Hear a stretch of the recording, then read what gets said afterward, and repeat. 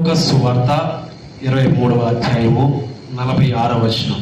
యేసుక్రీస్తు ప్రభువారు కలువరి శిలువలో చనిపోయే ముందు, తన ప్రాణాన్ని విడిచిపెట్టే ముందు పలుకుతున్న మాట, తండ్రి నా ఆత్మను నీ చేతికి అప్పగిస్తున్నాను అని. ఈ మాటను ఆయన ఎందుకు పలికి ఉండొచ్చు?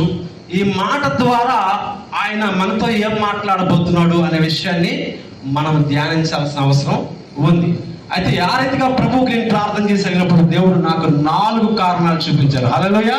4 వీలైనంత త్వరగా ఈ 4 మాటలు నేను చెప్పడానికి ప్రయత్నం చేస్తాను. మొదటిది లేఖనము నెరవేర్పు. మొదటిది కీర్తనలు 31:5, నా ఆత్మని చేతికి అప్పగించుకుంటున్నాను, యెహోవా సత్యదేవా నన్ను విమోచించేవాడు నీవే అనేటువంటి మాట అక్కడ మనం చూస్తున్నాం. ఈ మాట యేసు ప్రభు వారు సిలువకి ఎక్కక ముందు 1000 సంవత్సరాలకు ముందుగా దావీదు గారు ప్రవచించారు. 1000 సంవత్సరాల తర్వాత ఈ మాటను అక్కడ ఆయన పలకడం చూస్తున్నాం. హల్లెలూయా.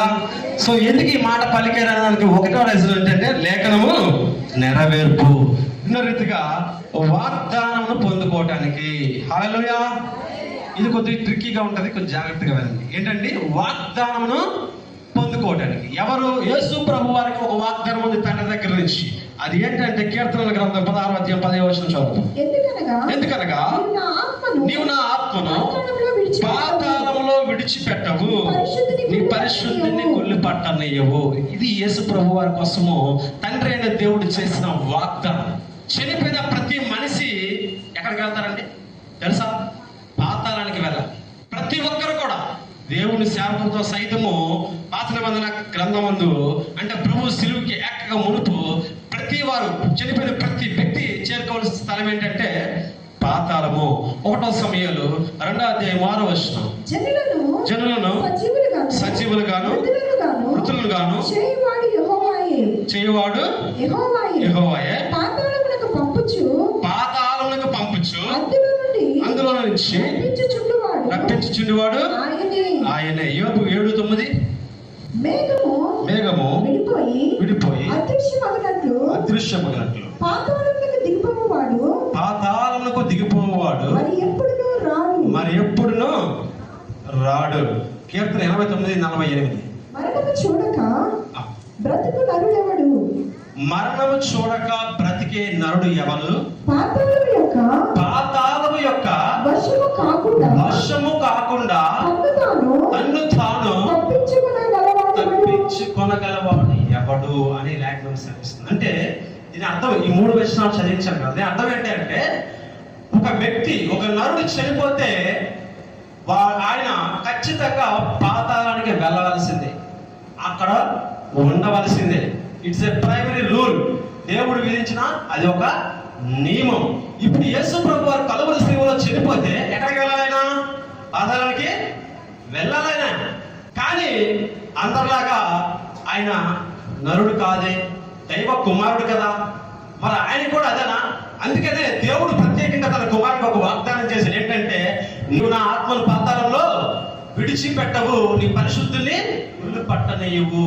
అంటే యేసు ప్రభు వారు పాతాళానికి వెళ్తాడు, కానీ అక్కడ ఉండాల్సిన అవసరము లేదు. కారణం ఏంటి అంటే కీర్తనల గ్రంథం 1:10 చదవడం. ఈ మాట దావీదు గారు పలుకుతున్నారు. ప్రభువు నా ప్రభువుతో సెలవిచ్చిన మాట ఏంటనగా, నీ శత్రువులను నీ పాద పీఠముల కింద ఉంచు వరకు నీవు నా కుడి పార్శ్వమున కూర్చుంటావు. ఇది యేసుక్రీస్తు ప్రభు వారికి తండ్రి అయిన దేవుడు ఇచ్చినటువంటి వాగ్దానం. ఈ వాగ్దానం కోసం ఆయన మరణించి తిరిగి లేచి తండ్రి కుడి పార్శ్వమున ఆశీర్వాదం అవ్వాలి. హల్లెలూయా. అలా జరగాలి అంటే ఈ ఆత్మను తండ్రికి అప్పగించుకోవాలి. ఎందుకనగా మరణించిన ఆత్మ పాతాళ వశంలోకి వెళ్ళిపోతుంది. పాతాళం నుంచి ఏ నరుడు తప్పించుకోవాలంట. మళ్ళీ ఆ పాతాళం నుంచి బయటికి రావాలంటే సమూయేలు గ్రంథం 2వ అధ్యాయం 6వ వచనం చదివాక నాకు సిస్టర్ చదివారు. ఏంటది? పాతాళంలో పంపించేవాడు ఆయనే, తిరిగి తీసుకుని వచ్చేవాడు ఎవరు? జీవం గల దేవుడైనా యెహోవాయే. కాబట్టి ప్రభు తన ఆత్మను తండ్రికి అప్పగించుకున్నాడు. ఇది 2వ రీజన్. మొదటిది ఏంటంటే, మొదటిది లేఖనం నెరవేర్చడానికి, 2వది తన వాగ్దానమును పొందుకోవటం కోసం అప్పగించడం, 3వది it is a primary rule. 3వది ఏంటంటే it is a primary rule. ప్రసంగి గ్రంథము 3:12 ప్రసంగి 12:7 వెనకటి వలనే ఆత్మ దాన్ని దయచేసిన దేవుని యొద్దకు మరలా పోవును. అదండి, నరుడు యొక్క దేహము మట్టితో తయారు చేయబడింది. ఆది కాండం 2వ అధ్యాయంలో చూస్తుంది. తీయదురామని అందరికి తెలిసిన విషయం. నరుడిని మట్టితో దేవుడు తయారు చేశాడు. వాని యొక్క నాసికారంధ్రములో నుంచి జీవవాయువును ఊదగా నరుడు జీవాత్మ ఆయను అని అంటది అక్కడ. అంటే నరుడికి ఆత్మను ప్రసాదించిన వాడు ఎవరండి? దేవుడు. అదే విషయంగా మనం చూసినట్లయితే ఇక్కడ సామెతల గ్రంథము సామెతలు 20:27లో ఉంటుంది. నరుని ఆత్మ యెహోవా పెట్టిన దీపము, అది అంతరంగములన్నీ శోధించును. నరుని ఆత్మ యెహోవా పెట్టిన దీపం, నాసికారంధ్రంలో ఉన్న జీవవాయువు వదిలింది ఆయన మనకి ఇచ్చినటువంటి ఆత్మ ఒక దీపమును పోలి ఉంది. ఇది ఆయన ఇచ్చాడు, తిరిగి ఆయన యొద్దకే చేరుకోవాలి. నా హృదయంలో ఉన్నటువంటి ఆత్మ, మన జీవితంలో ఉన్నటువంటి ఆత్మ ఎవరిచ్చారండి? దేవుని వలన మనకు అనుగ్రహింపబడింది. తిరిగి అది ఆయనకి మనం అప్పగించాలి. ఇది ప్రభు మనకు అర్థం అవ్వడానికే ప్రభు అయిన యేసుక్రీస్తు తన తండ్రి నీ చేతికి నా ఆత్మను అప్పగించుకుంటున్నాను అని చెప్పాడు. ఇది ప్రైమరీ. ఇది థర్డ్. ఫోర్త్, ఆయన లాస్ట్ది ఆయన ఆత్మల కాపరి. ఎవరండి? ఆత్మల కాపరి. ఇది 4వది. మొదటిది ఏంటి? లేఖనం నెరవేర్చడం కొరకు. 2వది ఆయన వాగ్దానం పొందుకోవడానికి. 3వది ఇట్స్ ఎ ప్రైమరీ రూల్, ఆత్మను దేవుడికి అప్పగించాలి అనేది. ఇక 4వది ఏంటి అంటే, ఈ లోకంలో అనేకమంది దేవతలు ఉన్నారు, దేవుళ్ళు ఉన్నారు, అనేకమైన మతాలు ఉన్నాయి, విశ్వాసాలు ఉన్నాయి. అవునా కాదండి? వారి గ్రంథాలు కూడా అట్లనే ఇవ్వకూడదు రాసి ఉంటాయి కదా. ఎంతమంది ఉంటుండగా ఈ జీవం గల దేవుడని యెహోవాకే ఎందుకు ఆత్మను అప్పగించాలి అనేది ప్రశ్న. దానికి బైబిల్ ఏం చెప్తుంది మనం చూసినట్లయితే సంఖ్యాకాండము 27:15లో మనం చూస్తే, అప్పుడు మోషే యెహోవాతో ఇట్లా విను, యెహోవా సమస్త మానవుల ఆత్మలకు దేవా. యెహోవా సమస్త మానవుల ఆత్మలకు దేవా. ఏమంటున్నారు అక్కడైనా? సమస్త మానవుల యొక్క ఆత్మలకు దేవుడు. అందుకని ఆయనకి నీ యొక్క ఆత్మను అప్పగించాలి. యోగ గ్రంథం 12:10, జీవరాశుల ప్రాణములను మనుషులందరి ఆత్మలను ఆయన వశమున ఉన్నవి కదా. ఆయన వశమున మనుషులందరి ఆత్మలు ఆయన వశంలోనే ఉన్నాయి అని ఉంది. ఇక తీకమ్మా, యెహెజ్కేలు గ్రంథం 11వ అధ్యాయం 19వ వచనంలో నూతన ఆత్మను పుట్టించగల సామర్థ్యం కలిగిన వాడు దేవుడైన యెహోవా అని అక్కడ ఉంటుంది.